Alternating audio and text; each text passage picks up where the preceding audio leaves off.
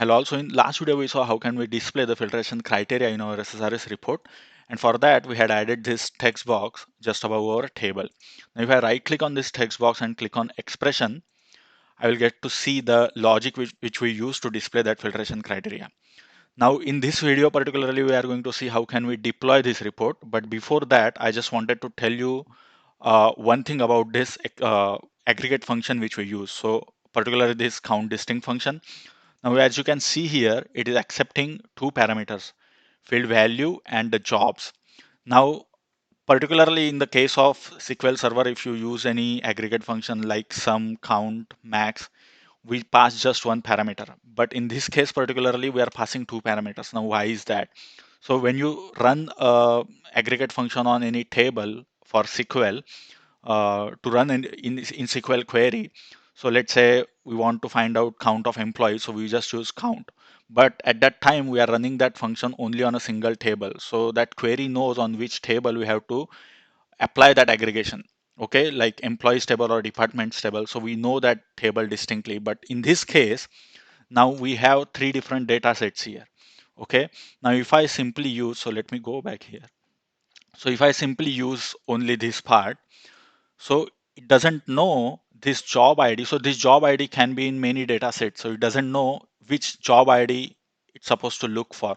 So that is nothing but we are defining the data set here. We are defining the scope for that function. Like you apply this count distinct on this value, but on which table? So that is a second parameter which we are giving. So if I Google, so let me go back and aggregate function in SSRS report. And if I find first result, so look at this aggregate expression and scope. And now if you look at this scope definition string, the name of the dataset group data region that contains the report items to which the apply the aggregate function. So let me go back here. So you do this count distinct on this field and apply that on this dataset. So that is what they are saying, contains the report item to which to apply the aggregate function. All right, so that is what I just missed in last video. Now let me go back here. I will cancel it. Now in this video our intention is to deploy this report. So the simplest way is, so if I go back to my project, right click properties, and in this general tab, you will see here target server URL, localhost report server. Now what this URL is, so if I go back to report server manager, connect, and if I go to web server URL, so it's nothing but this URL, report server. Okay, now instead of this localhost, I can give my machine name. So that's fine. I mean, I will not do that. So this is the target URL. So basically, our report, if I deploy this report, it will go to this. Okay, so how can we deploy the report? It's very easy. So just right click on your report, right click on build first, so that we just have to check if there are any errors or not. So there are no errors, the build is successful. Next thing is again right click on deploy. So this is, I mean, there are two ways I will show. This is the first way. So if you click on deploy, let's see what happens. Okay, it failed. Now why it failed? So if I go back and the this is the error. So cannot deploy the report because the shared data source slash HR. So this is the folder and this is the HR data source which it is referring to. That report service reference does not exist on report server. So if I go back here, now in order to check that report, you can, okay, let me log in here. So you can see that report over here. Currently it's everything is blank. I can see the folder. There is nothing inside that. Okay, but let's do one thing. Let me go back here, properties, and let's open this guy. Okay, so same SSRS directory I can see. If I go inside that directory, there is nothing. All right. Now, while deploying that report, what error I received? So let's try deploying again. So what error I received? That report reference does not exist in the report. So this is the shared data source it is looking for before deployment, and that is not available. So what we need to do, so let's deploy that shared data source first. So if I right click here, let's build it first. Okay, it got built successfully. Now I will right click and deploy. Okay, it got deployed successfully. So if I go back, let me refresh. There is new folder now, data source. If I go inside that folder, I get to see this HR database. Now I will go here again. Let me refresh. Okay, now same data source folder I can see here. Okay, if I go inside that, click on HR. Now go to properties, and here that connection string is appearing.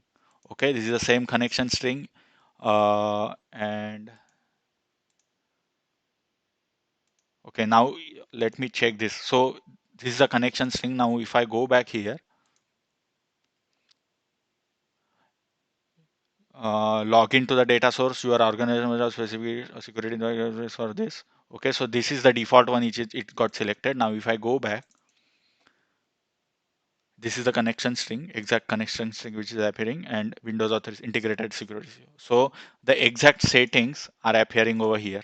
Okay, so this thing is done. Now let me go back and I will try to deploy my report again. So if I right click, deploy, build it again, let's see, build successful, deploying,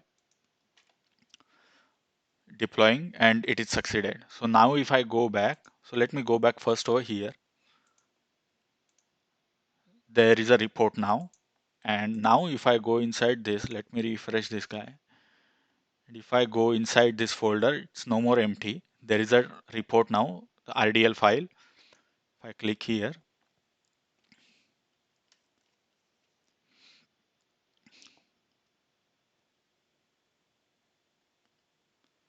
should not take this long. Okay, so our report got successful. Report got deployed successfully. So if I select, let's say, okay, or I will select everything. And let's say I want to see only resources under Canada. So Canada and view report. Perfect. Canada, all job titles, all departments, and I got to see. So the deployment got finished successfully. Now this is one way to do that. Second thing is what I will do. So I will keep this data source as is. Okay, I will go back and I will delete this guy here. Delete. And now I can. So one thing is, as we saw, you right click here and click on deploy.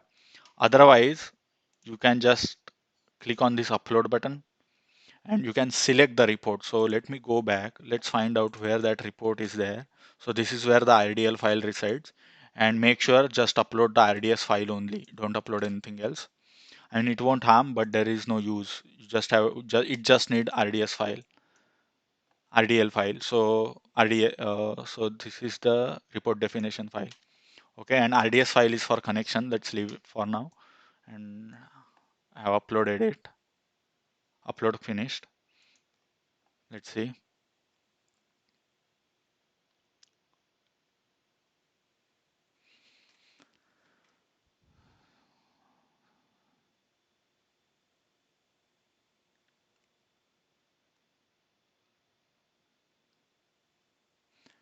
Let me open in a new tab. I don't know why it's taking so long.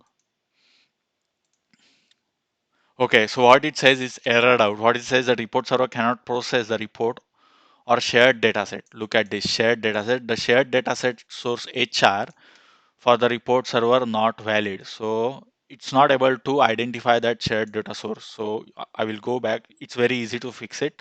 I'll go back, click on manage and data source. See, it's looking for that HR data source and it's not able to find it. So I just have to specify that. Save.